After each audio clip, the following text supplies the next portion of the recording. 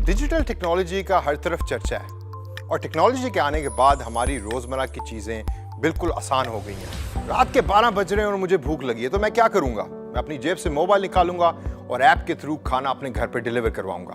गर्मी है और मुझे टैक्सी की जरूरत है। What will I do?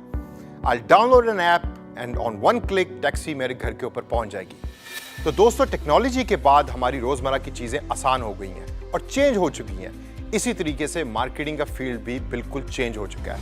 आजकल की दौर की मार्केटिंग को हम कहते हैं डिजिटल मार्केटिंग। इस डिजिटल मार्केटिंग के कोर्स के अंदर मैं आपको बताऊंगा और सिखाऊंगा कि डिजिटल मार्केटिंग है क्या, उसकी पावर क्या है, फ्रीलांसिंग की दुनिया में कौन कौन सी डिजिटल मार्केटिंग की जॉब्स अवेलेबल हैं और कौन से टूल्स और सॉफ्टवेयर यूज करके आप डिजिटल मार्केटिंग की जॉब्स कर सकते हैं।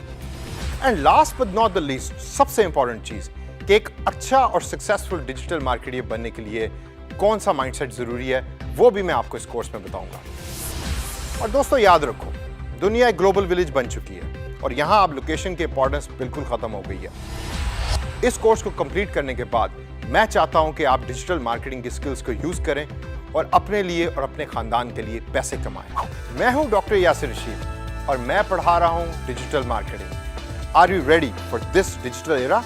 If yes, come and join me.